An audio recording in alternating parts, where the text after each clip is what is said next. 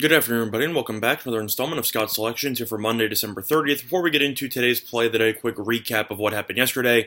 We ended up picking up a winner with the Kansas City Chiefs minus 8.5, which we ended up getting on DraftKings at minus 112. Game was a bit of a sweat. Chargers ended up going on a long drive at the end of the game to cut the lead to 3. Yeah, Kansas City was able to score a touchdown on the last drive with about 2.5 to go, and they were able to win the game by 10 points. So I picked up a nice winner in Week 17 of the NFL. Now, for today's card, I know I've been giving out a lot of bowl games recently, and also some football, and I'd say most of them have done pretty well. But for today's card, not really a big fan of any of the bowl games going on in the later afternoon. You have the Mississippi State game, you have the California game, and you also have the Florida game. And I'm not really interested in betting any of them. So for that reason, we're actually going to be talking about the NBA once again. And there's a matchup that I actually enjoy that's taking place at 9 p.m. Eastern Time. And that will be on a matchup between the Detroit Pistons and the Utah Jazz. And we actually like the Utah Jazz here to get the job done, as we simply think there's just a mismatch between these two teams, as well as some injury reports that definitely benefit Utah due to their overall health of the actual roster. So, I mean, just going over what exactly Detroit is, just awful at. First of all, they're terrible on the road. If you've looked at their numbers this season, they're 4-11 straight up on the road, and Utah's been really good at home as they are 12-3 at home. Utah's also been in much better form so far this season, as Detroit is currently out of the playoff picture at 12-21, and Utah, after a very slow start, has played really well lately, and they are currently 20-12. So they have looked a lot better over the last couple of weeks in the NBA. Plus, it's also worth mentioning that even though Blake Griffin has been struggling so far, to say the least, this season, if you look at his numbers, he's still averaging 15.5 points and 4.7 rebounds per game.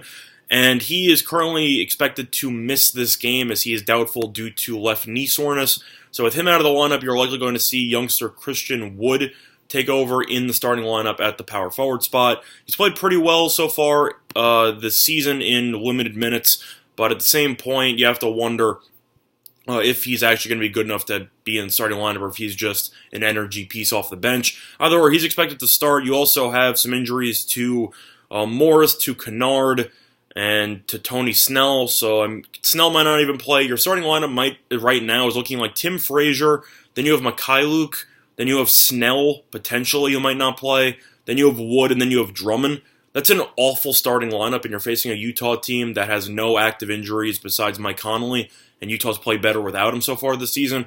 I mean, you got Mitchell, Ingles, O'Neal, Bogdanovich, and Gobert, and you still have... you just have a solid team over there in Utah right now. But the line currently is at 9.5, and we like the Utah Jazz minus 9.5, which is available on FanDuel at minus 110. It's also worth mentioning that Detroit is terrible historically in Utah, and Detroit is 1-5 against the spread in the last 6 meetings against the Jazz. So 9.5 seems like a high total. It actually opened up at 9, been bet up to 9.5, even available at 10 in some spots. So I expect this line to continue climbing, especially once it's official that Blake Griffin will not play. I highly doubt he will. But Detroit just simply isn't that good. I know that they ended up smacking the Wizards by 30 points earlier this week at home. Then they ended up playing the Spurs on the road, and they gave up 136 points. This team doesn't play much defense. This team's offense has been struggling. And if you've actually just looked at their results recently, 3 of their last 4 games they've lost by at least 12 points. So they've really just been getting blown out so far. And Utah, even though they were initially struggling, they did lose a heartbreaker to Miami earlier last week. If you've looked at their actual numbers, though, they have still won 7 of their last 8 games, and they were able to win their last game against the Clippers on the road by 13 points. They're in solid form. Mitchell looks completely dialed in. Gobert is going to do whatever he can to stop Drummond in the paint, and I just think Utah should be able to win this game by double digits. So the play of the day for Monday, December 30th, will be on the Utah Jazz minus 9.5, which is available on FanDuel at minus 110. Other than that, though, looking at some leans on today's card, there's a lot of games going on. in college basketball, but I'll start out with my leans for the bowl games. I'm going to lean to Mississippi State minus the 4.5. This line has continued to climb. It opened up at 3.5, been bet up to -5. Still available at 4.5 in some spots. Louisville is absolutely terrible at stopping the run, and Mississippi State is really good at just running the ball. Their starting quarterback, though, will not be playing, and Tommy Stevens will be getting the start at Mississippi State. However, he is still a mobile quarterback, and he is still able to generate some gains on the ground game. Expect some read options. Expect Hill to have a solid game out of the backfield. And I think Mississippi State should run for at least 200 and 250 yards or so. Louisville, they've been impressive considering the fact that they looked absolutely abysmal earlier in the year against Notre Dame. But this defense has been really underwhelming. And Mississippi State, I just think, is the better overall team. So link to Mississippi State on that one. Next game, you have Illinois versus California. I actually wrote an article about this game for Winners and Winers, so if you want to check that out, you can. Before this game itself, I'm going to lean to California, and I'm going to lean to the under 46.5. Both offenses really not great. California's offense has been better, though, with Garbers at quarterback, who ended up missing some games due to injury, but he is back. It's reported that Brandon Peters, starting quarterback for Illinois, is expected to play in this game after there were some questions earlier in the week. Overall, Illinois' offense just isn't that good if you've actually watched them play. The fact that they made a bowl game is a borderline miracle, and I think that California, with a healthy quarterback, should be able to get the job done here. They have the better defense, they have the better offense, and I just think that they're a more physical team than Illinois is, which is kind of weird stating the fact that a Pac-12 team is more physical than a Big 12, than a Big 10 team, but I think that's just the case. Illinois is it's a great story with Lovie Smith so far this season.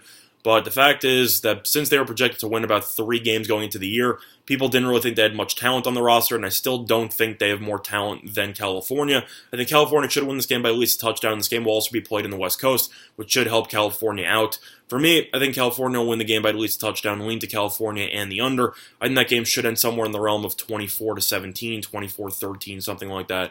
But lean to California and the under. And the last game here between Florida and Virginia, in the Orange Bowl, will be taking place at 8 p.m.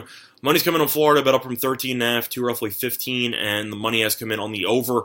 I'm actually going to lean to the over in this spot here at 55. Virginia's defense was really good at the beginning of the season, then they suffered an injury to some key pieces, including especially their secondaries. Their pass defense is completely falling apart.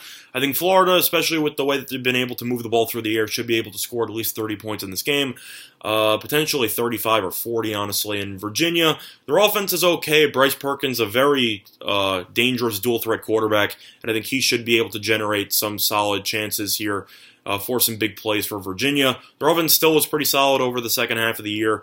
I think they should be able to score at least 28, I'd say 24, 28 points.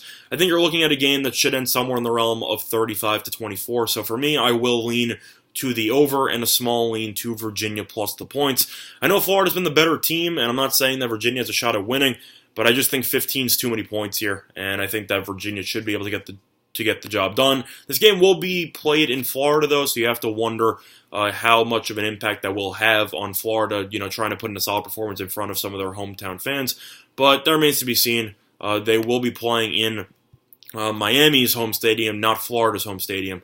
So I still think that people from Gainesville should be able to make the trip, but that is something to keep in mind. So it's not officially a home game for the Gators.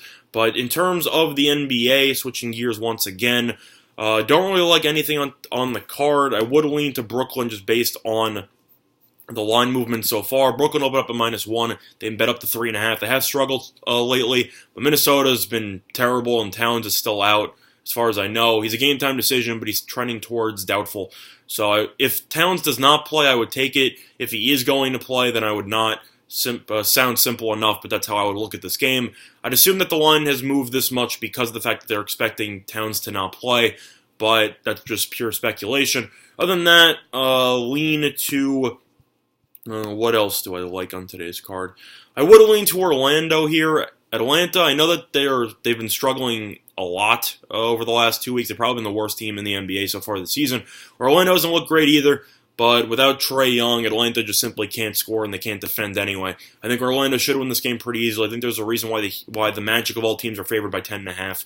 Lean to the Magic in this one. I think they should be able to get the job done and win this game by double digits. Lean to the Magic on that one. Now for college basketball, a lot of games to cover, but I'll just give out some of my favorite leans here. First thought here, I like the over in the Northern Kentucky and Green Bay game at currently at 154. It started at 152 and bet up to 154.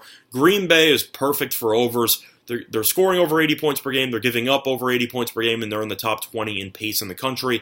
Northern Kentucky, on the other end, has been really solid offensively as well. The defense is good, but Green Bay plays at such a fast pace that I think you should see both teams potentially get into even the mid-70s to the 80s. I think Northern Kentucky should score at least 85 points in this game, and I think Green Bay should score around 75. So for me, I'll lean to the over. I think this game should get into the 160s. Lean to the over in that game. Other than that, I like the DePaul -1, which is available on some of the offshore markets, specifically Pinnacle. You have Seton Hall versus DePaul. For me, Seton Hall is just missing too many people.